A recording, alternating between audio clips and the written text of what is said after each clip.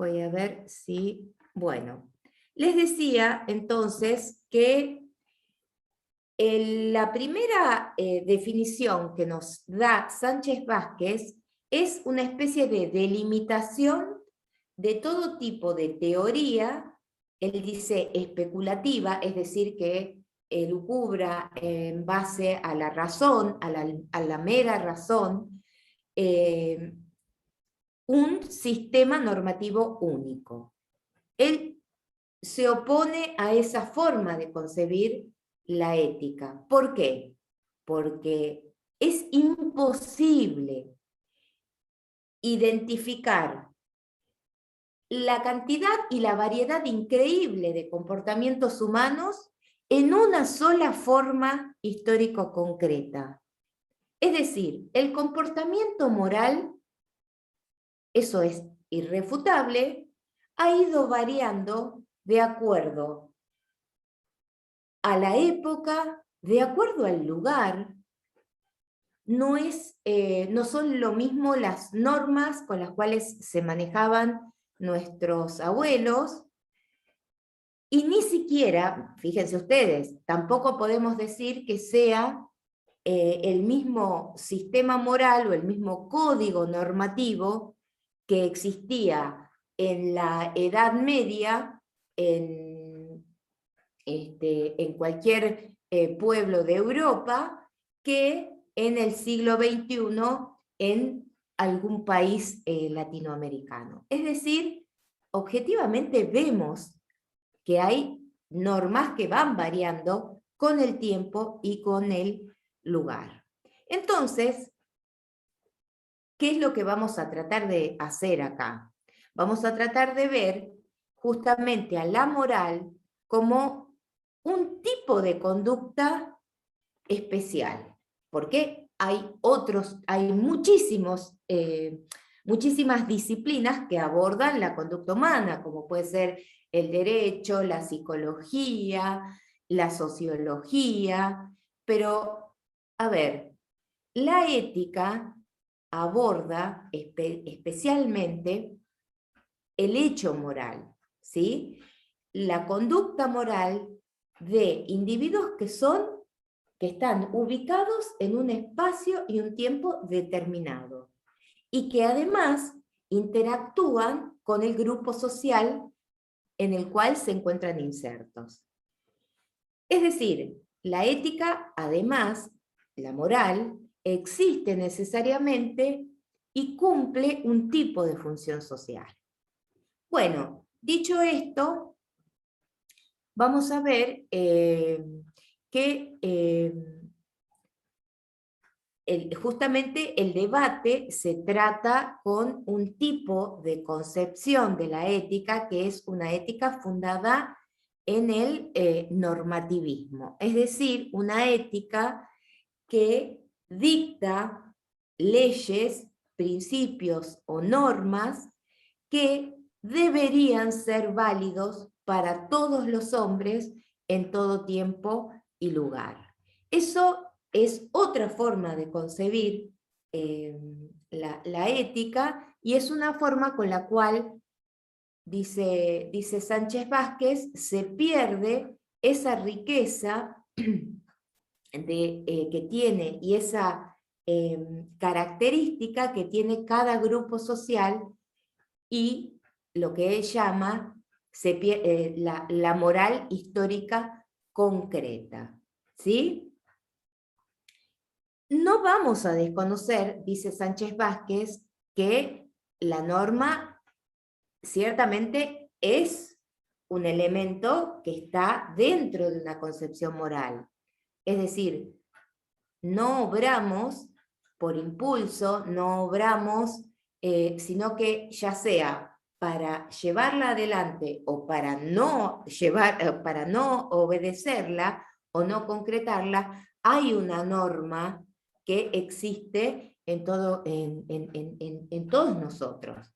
No necesariamente significa que la vayamos a cumplir, pero el hecho, y eso es una característica también de las normas morales, ya el hecho de que se la incumpla y que inclusive exista un temor a una sanción, ya da cuenta de la existencia de una norma moral.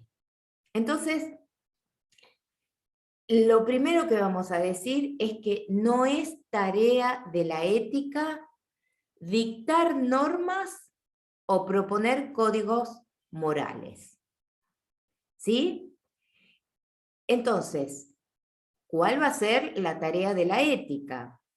Bueno, va a ser, de alguna manera, explicar cuáles son los cambios y cómo se desarrolla el hecho moral, cuál es su forma histórica principal, cuáles son los cambios históricos sociales que se fueron dando a lo largo de la historia, investigar si existe o no un progreso moral, ver cómo inciden los factores económicos, políticos, sociales, ideológicos dentro de la realización de una moral.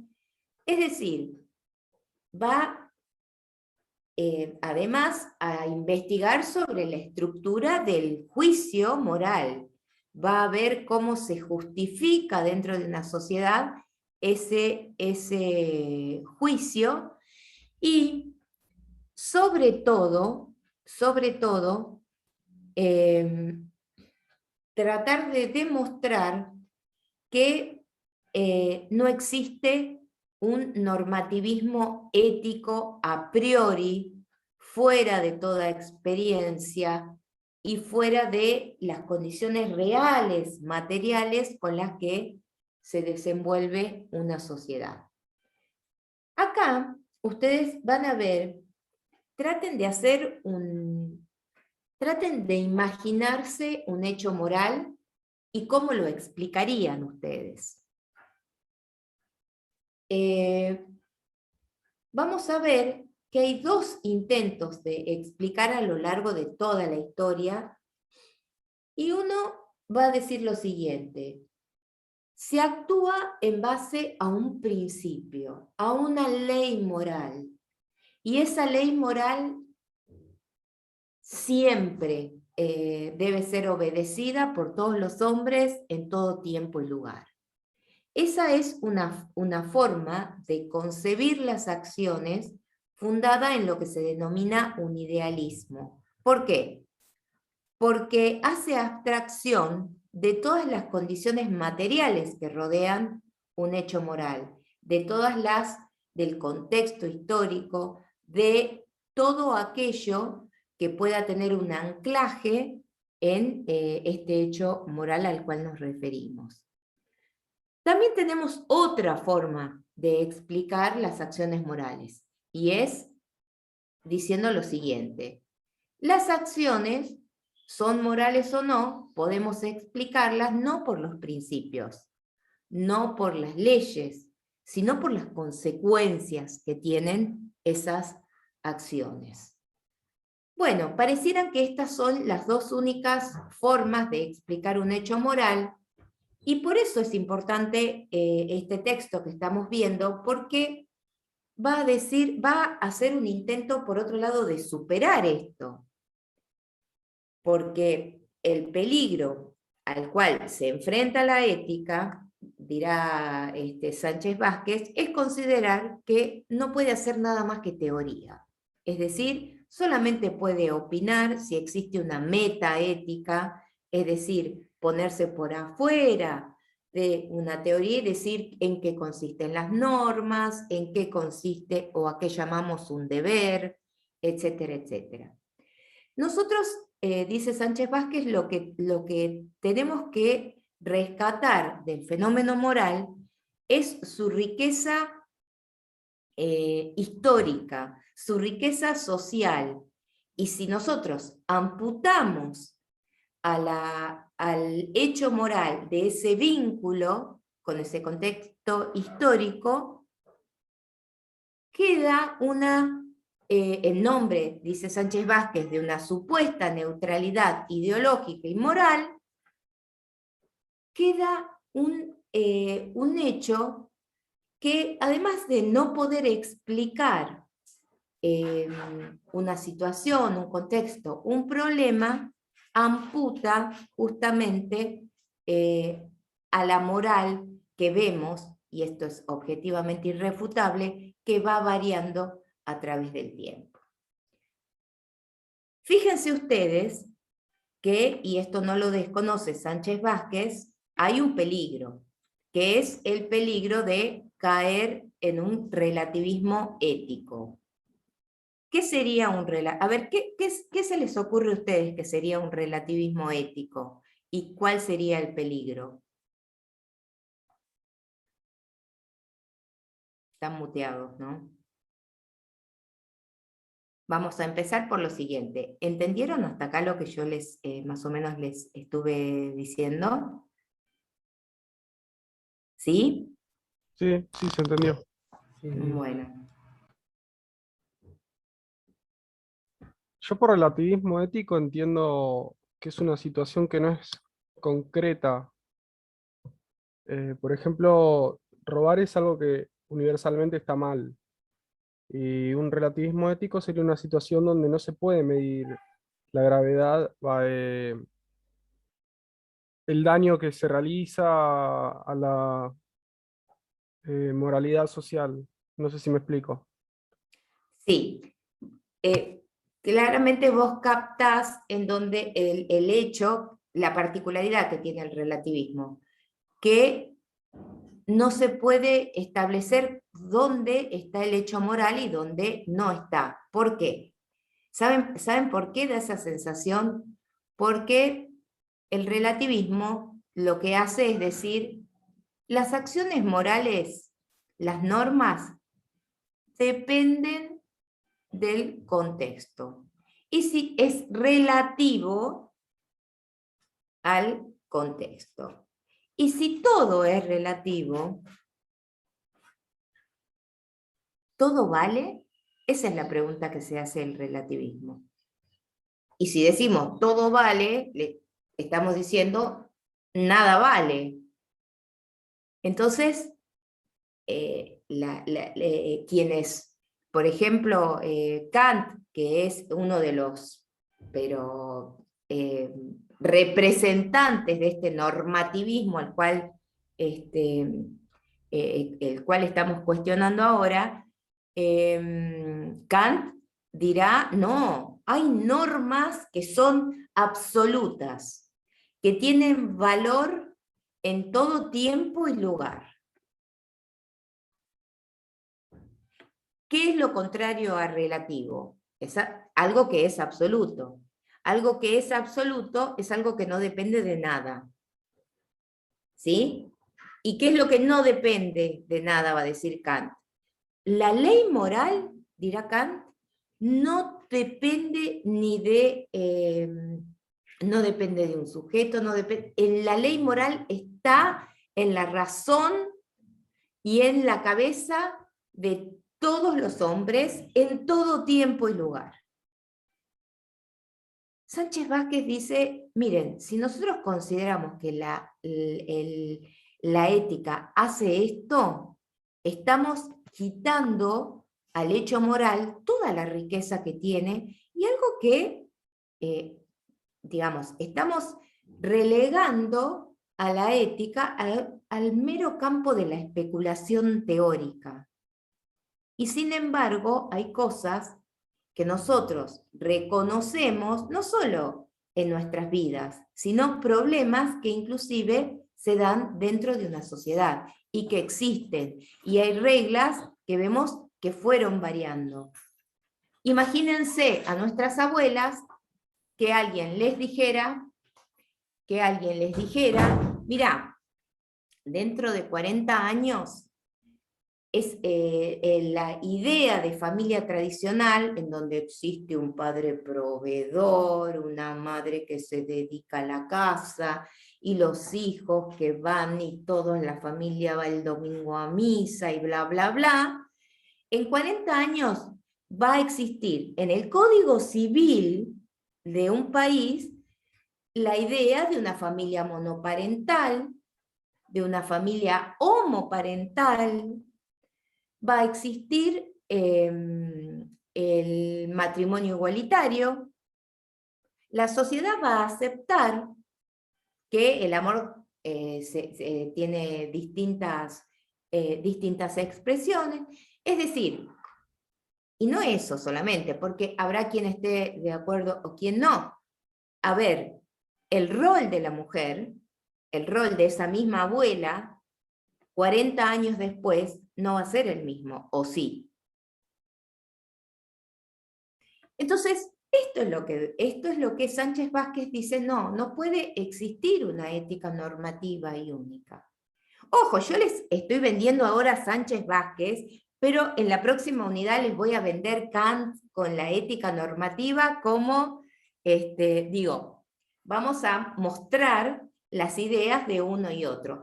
Todo esto es para que nos saquemos de la cabeza que la ética les va a dar normas, recetas y códigos, ¿sí? Ahora, ¿es inútil la ética si no nos puede brindar recetas? No. Hay criterios con los cuales nosotros podemos abordar la realidad, podemos explicarla, dice Sánchez Vázquez, inclusive podemos, además de explicarla, podemos ver si existía una moral dominante, una moral que era legitimada, si existía, es decir, nos metemos de lleno en los problemas sociales porque los problemas sociales y éticos no son problemas que están en un cielo o en una teoría fuera de toda realidad, sino que son problemas que están imbricados con lo que tiene que ver con lo político, lo ideológico, lo cultural, lo económico. Y esa es la riqueza que tiene la ética. Bueno, ¿alguna pregunta hasta acá? Bien. Bueno, entonces,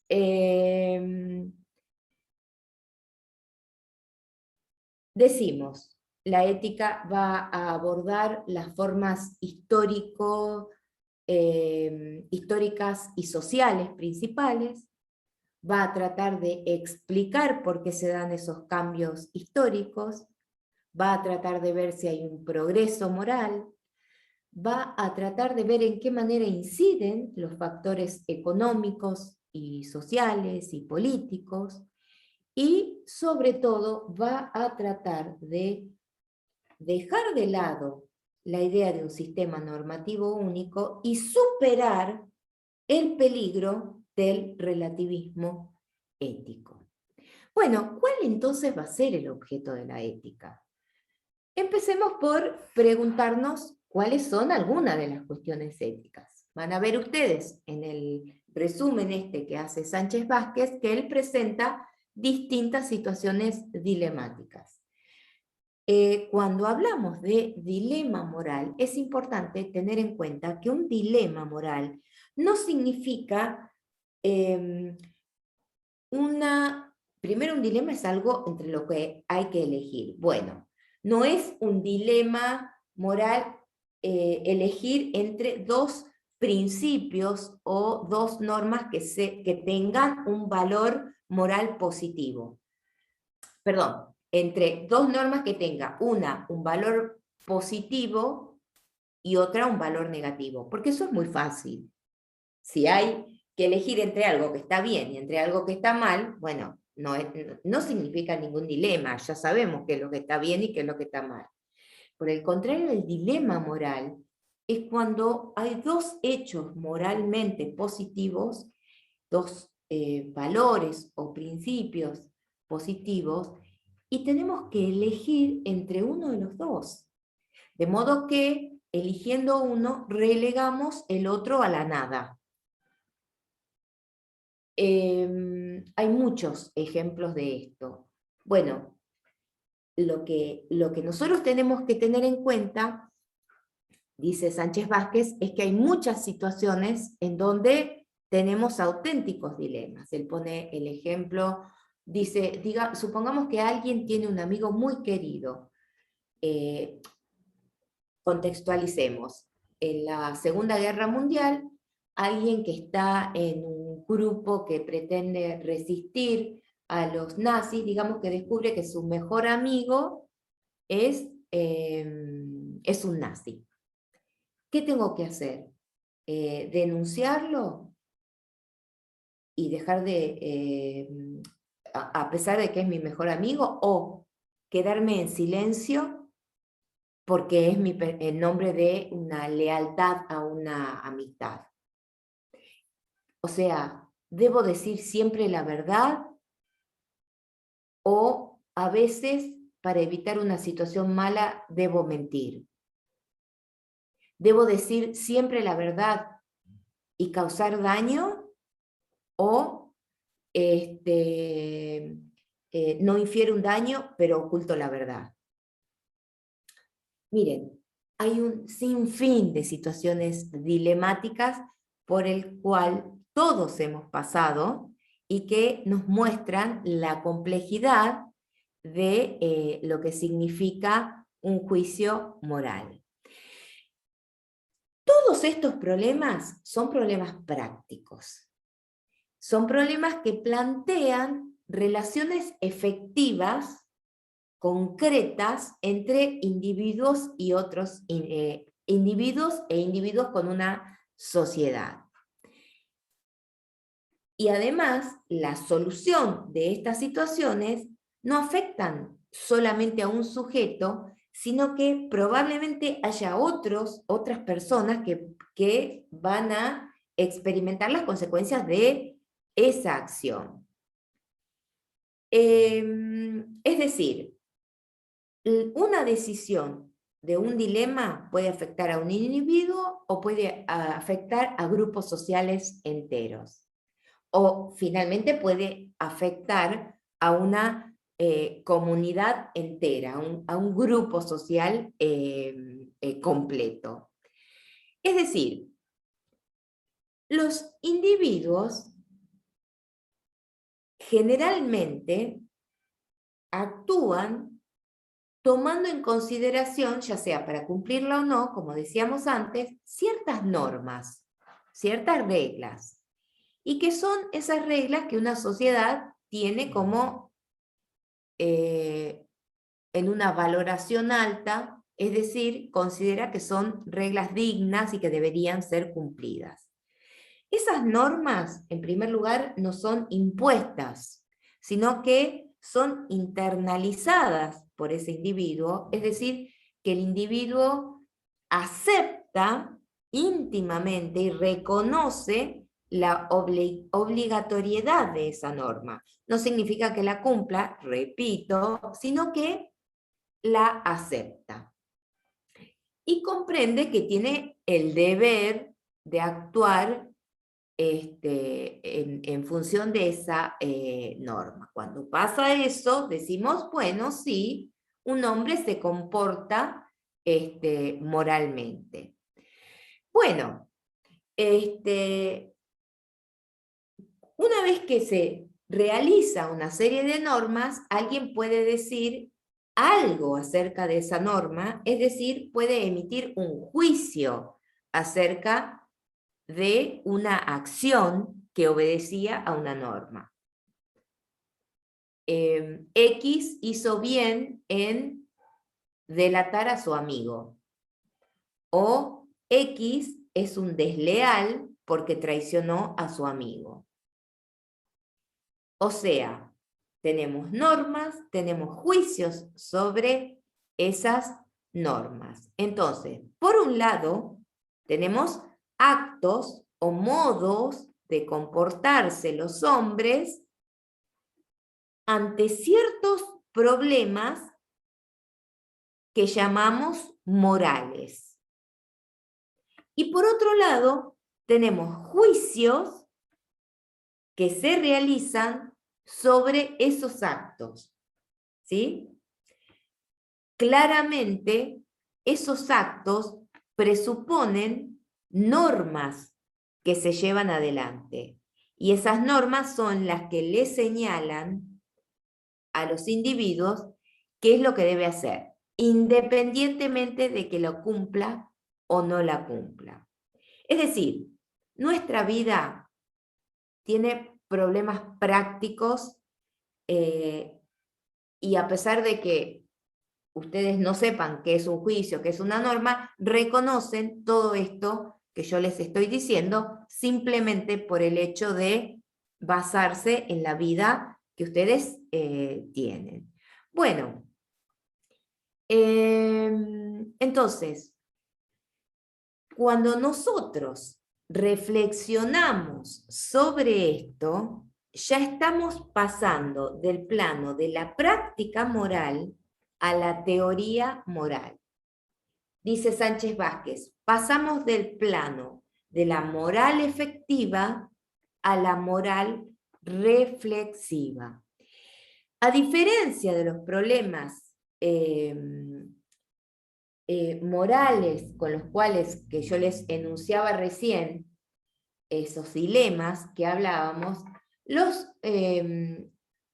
problemas éticos se caracterizan por su generalidad. El problema práctico es un problema que tiene un individuo en una situación concreta. Ahora, lo que hace alguien que se ubica en el terreno de la ética es ver esos problemas en términos generales. ¿Por qué? Porque el problema de qué tenemos que hacer en cada situación es un problema práctico, es un problema moral.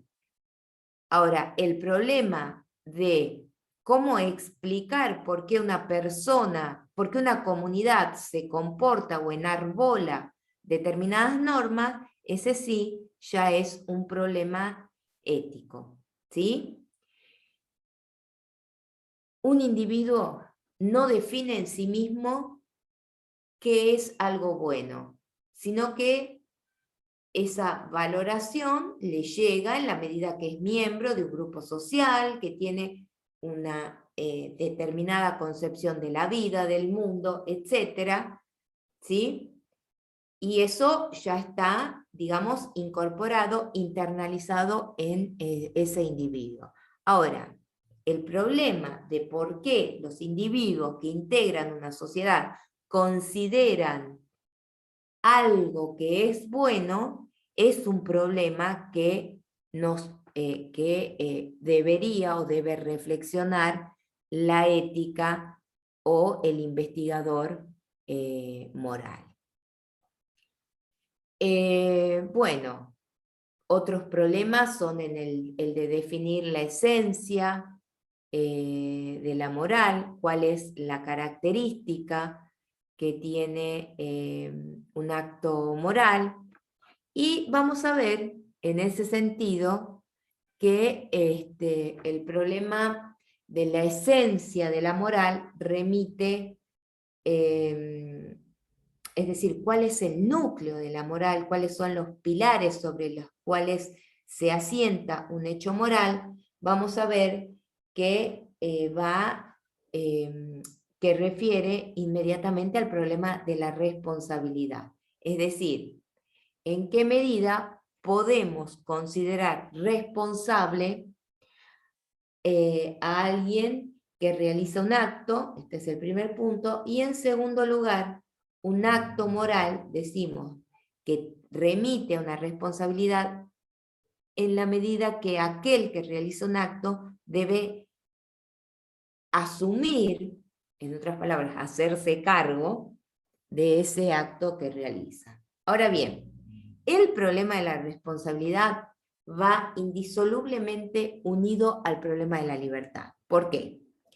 Porque un individuo que tiene que realizar un acto se supone que tiene que elegir entre una, dos o más opciones y que realiza esa elección en base a una característica que le es propia, que es su libertad.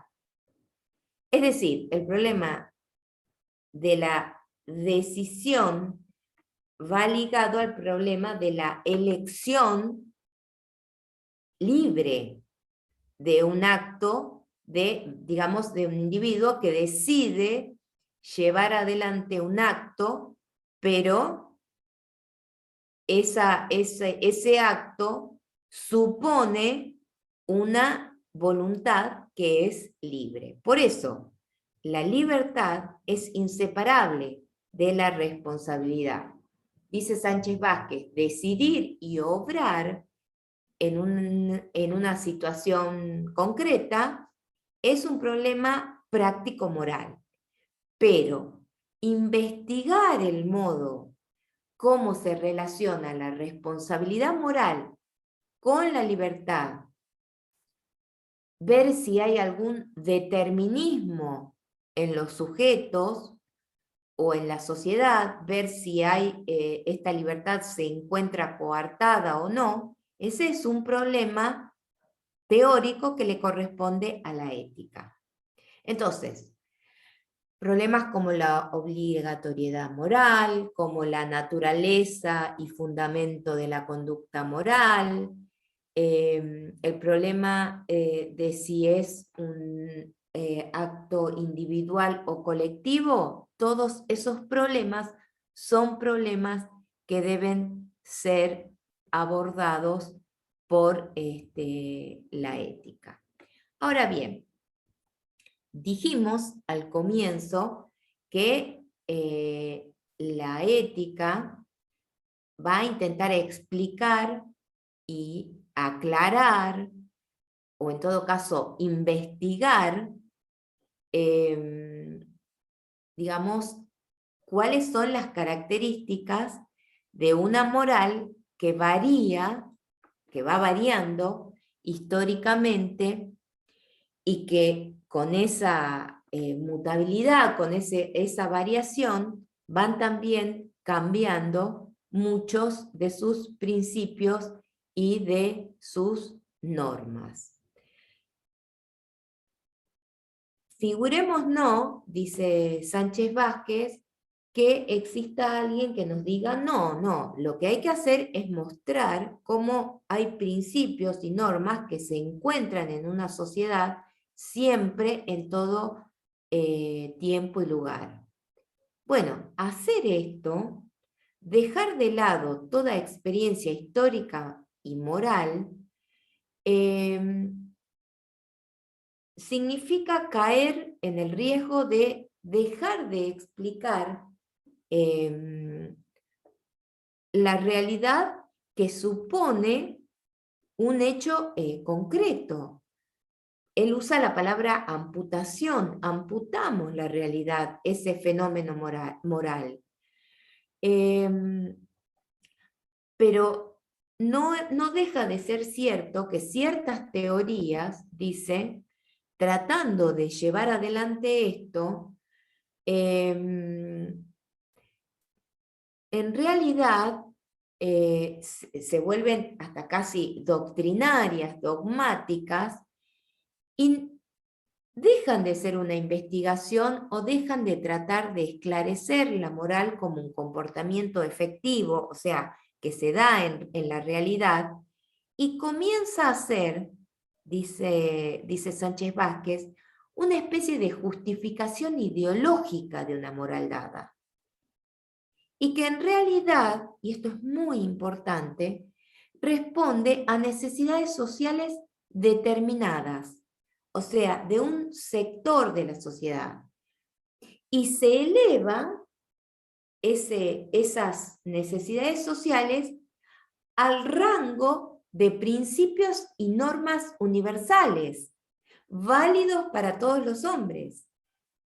Bueno, esto también tiene que tratar de explicarlo la ética. Es decir, explicar si existe algún tipo de moral que quiera elevar a universal algún grupo o algún tipo de normas que hayan a lo largo de la historia buscado elevarse al rango de universal y de ser aplicables a todos los hombres. Esto la ética lo tiene que explicar. Tiene que poder explicar también por qué existe